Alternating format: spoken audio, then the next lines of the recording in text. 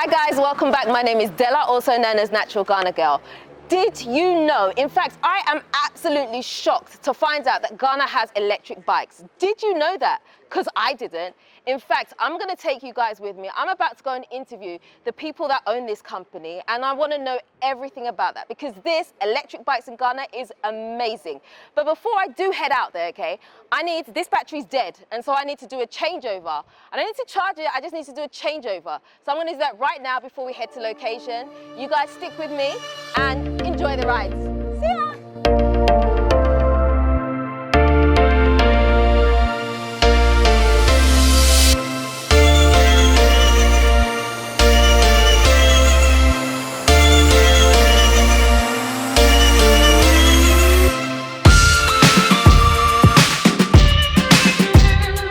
So how long does it take to change over? Is it going to take a while? Yeah, 3 seconds.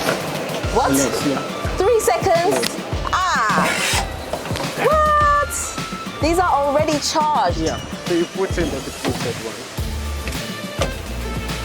Oh, wow. This is faster than pumping petrol. Do you realize that? Exactly. Amazing.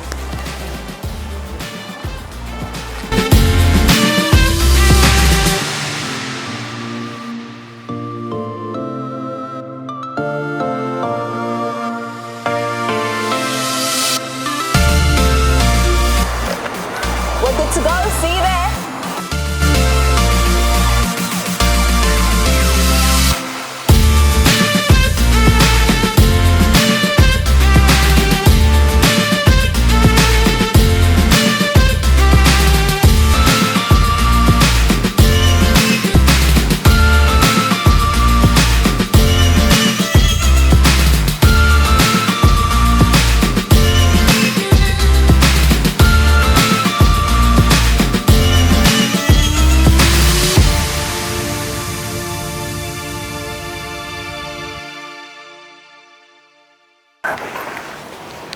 Oh my gosh, that was amazing. Well, that was a fun ride. I love that. Yeah.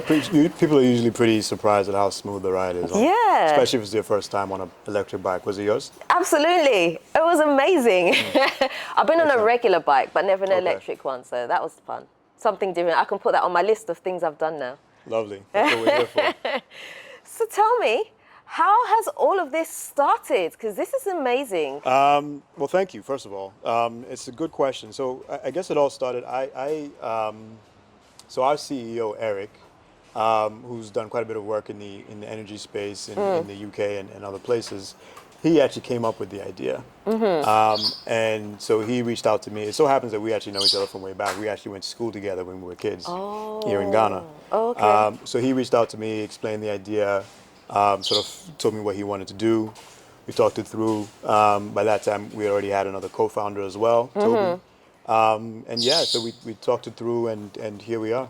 Okay. The first thing I have to address, though, is it's just so weird talking to you because you're also called Della.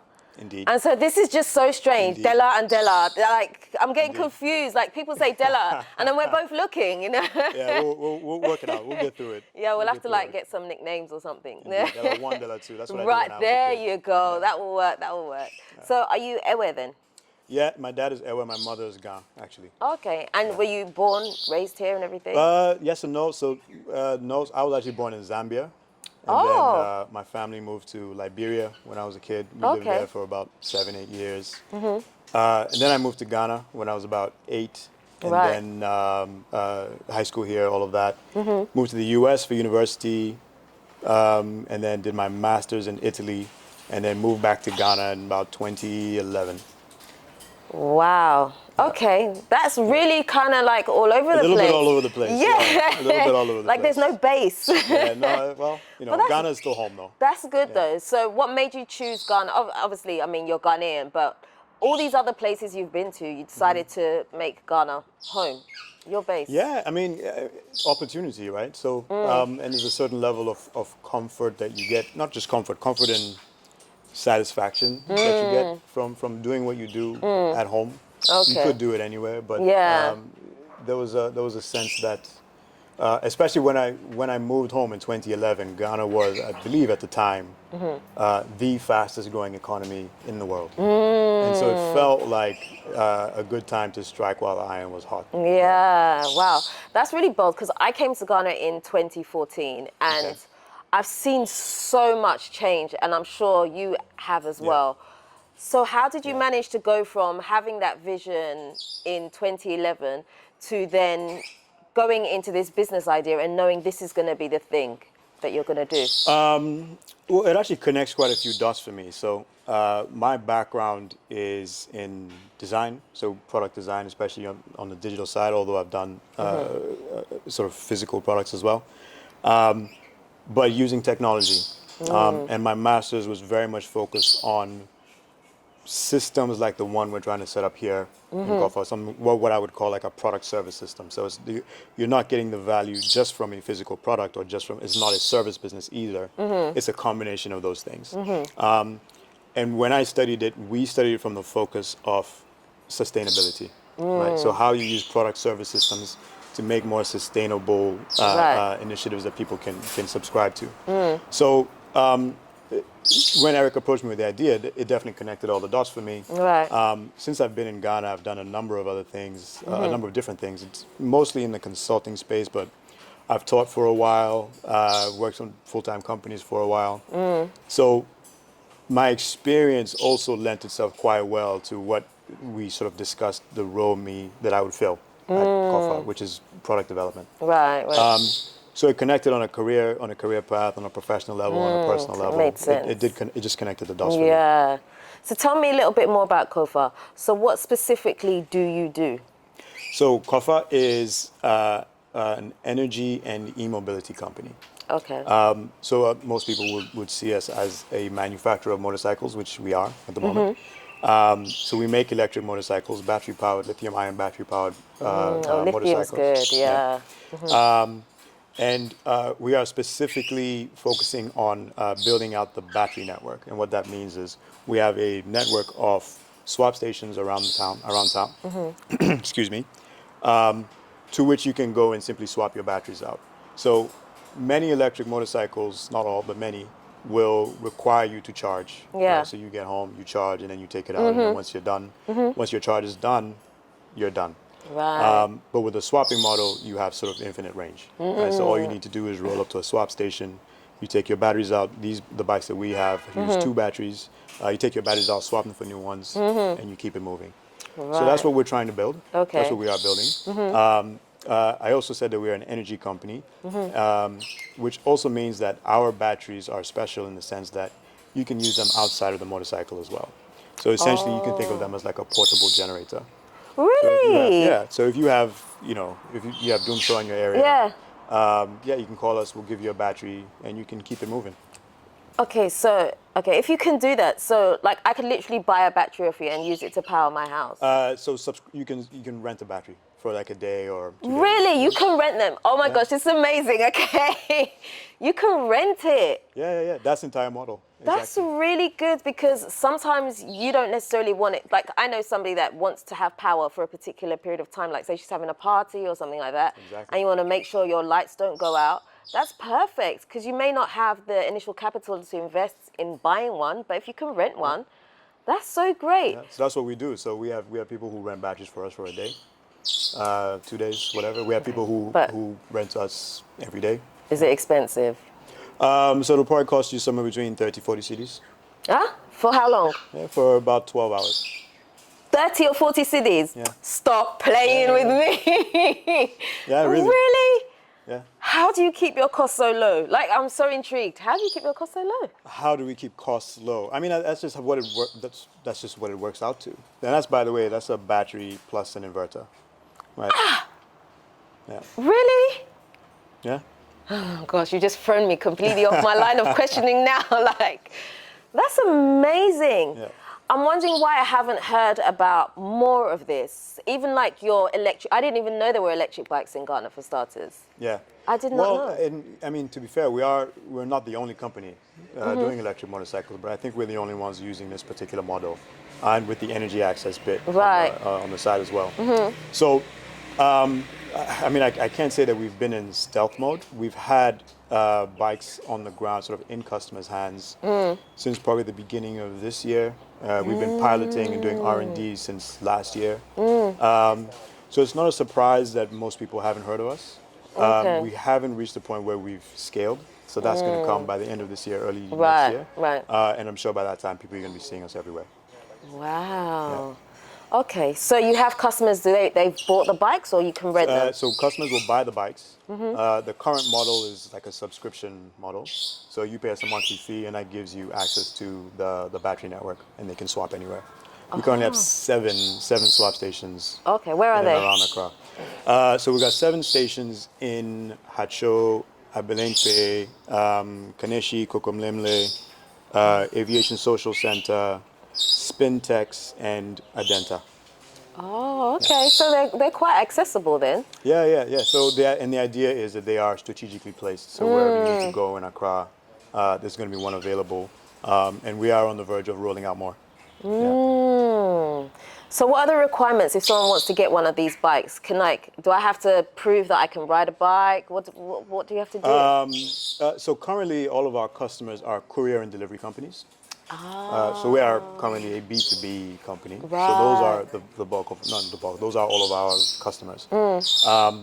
So the company on their side, they take care of who they hire as riders. Right. We will very soon, obviously, be rolling out to individual customers. We're not on that. I don't think we're there quite yet. But obviously, eventually, anybody will be able to come and Yeah. Do you have any plans on like doing electric cars and things like that?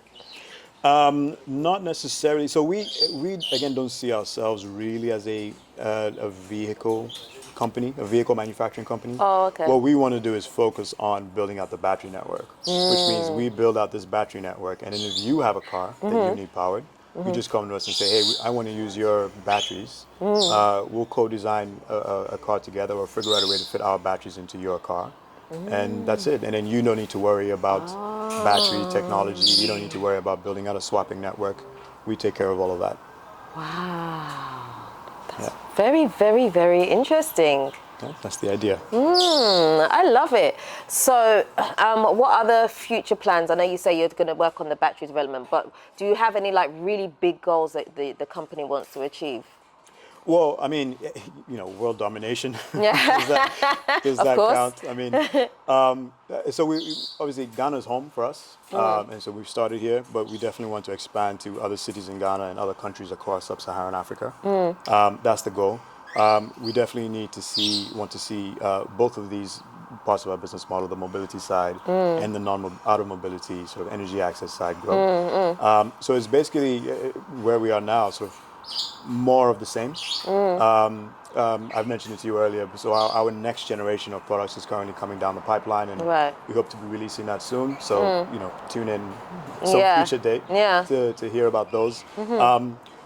So a lot of new products coming in that sort of facilitate and advance the business model that I just described, all with the view of being able to expand as far as we can, as quick as we can. Okay. So do you make your own batteries from scratch?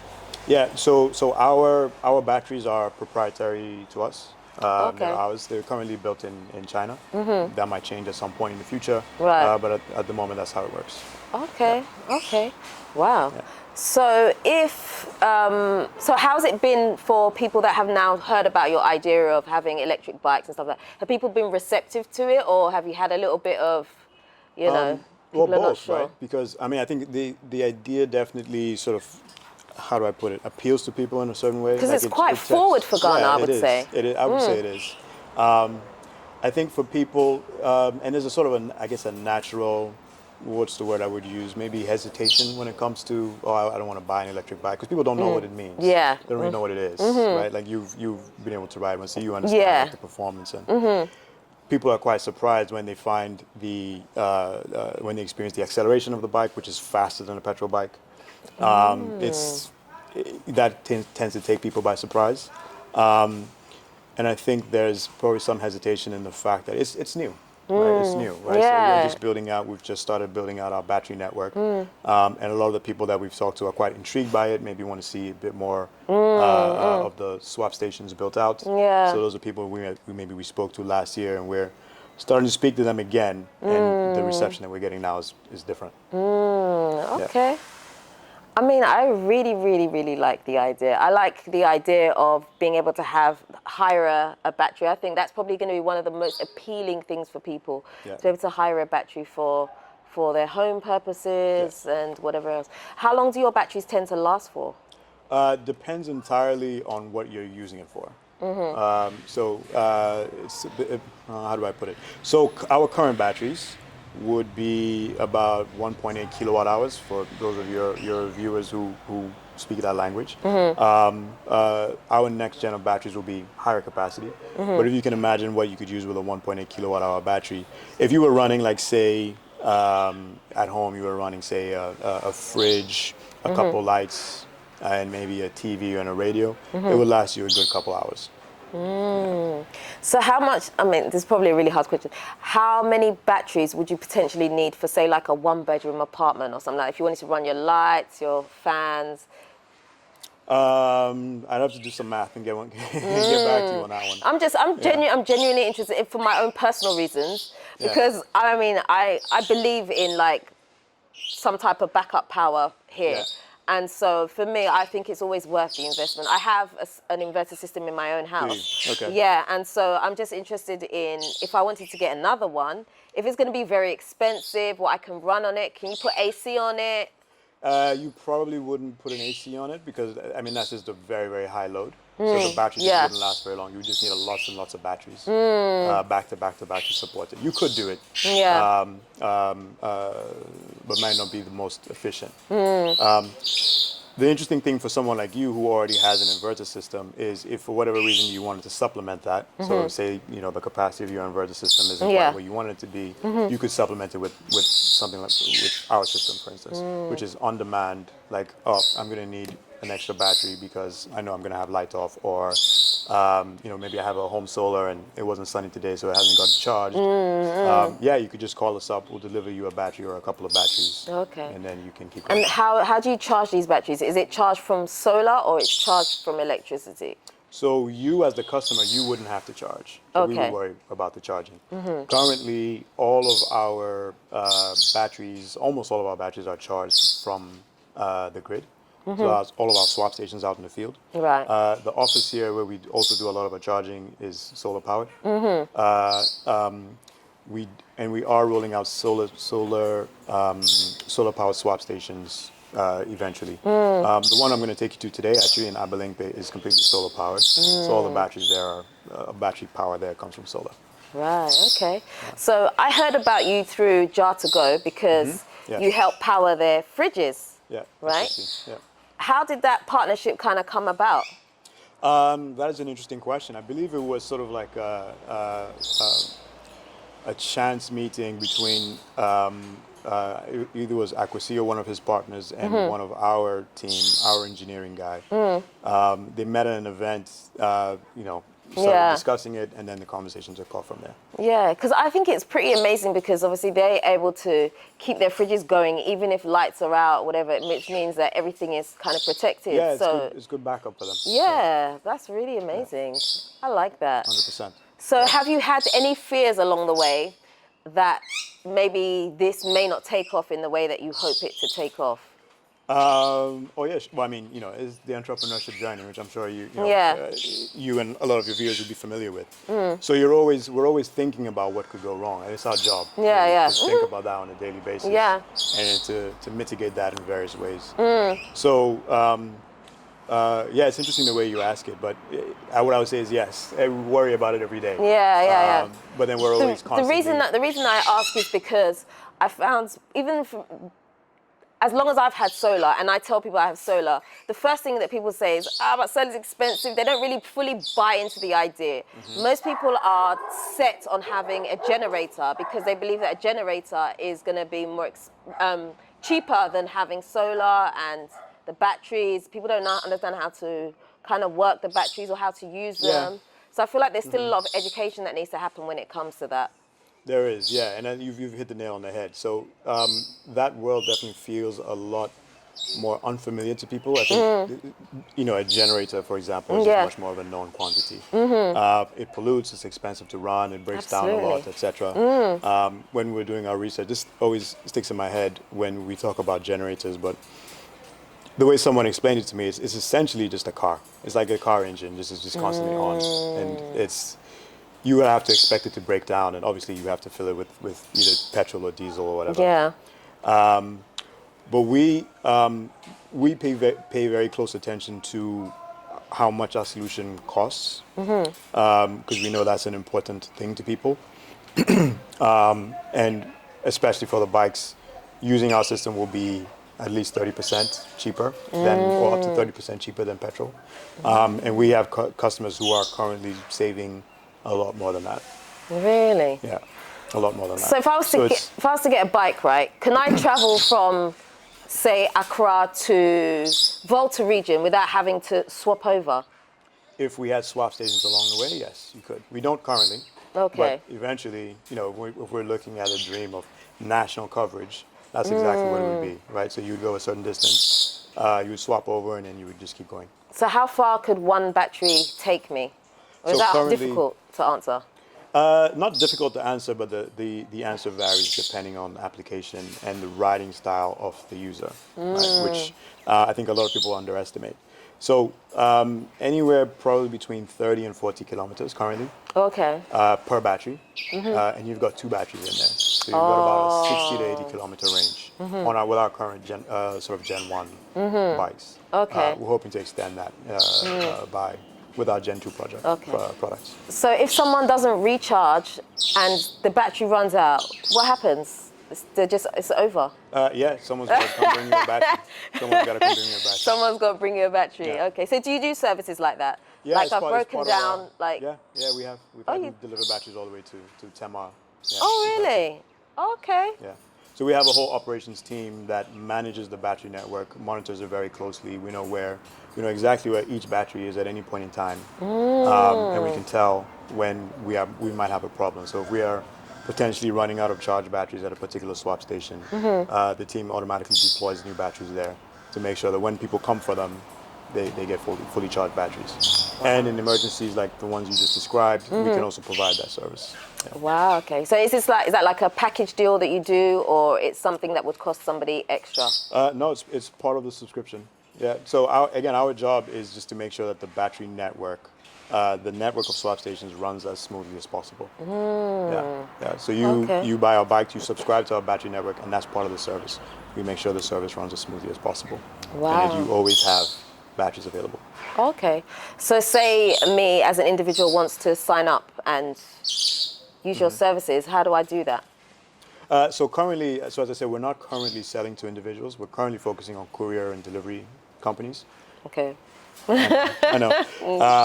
But we're hopeful that might change very soon. So stay tuned for that. Okay. Awesome. We have plans in place for that. Okay. So where can people find out a little bit more about your company?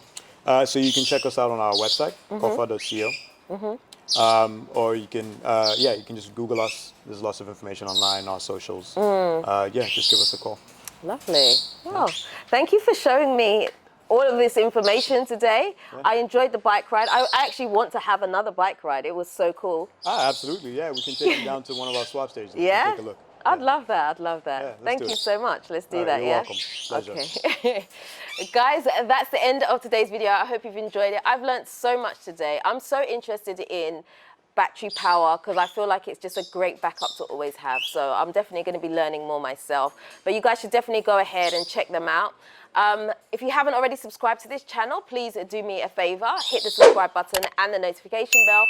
Don't forget to also like, comment and share this video. Until next time, we are out. Nutitfafa.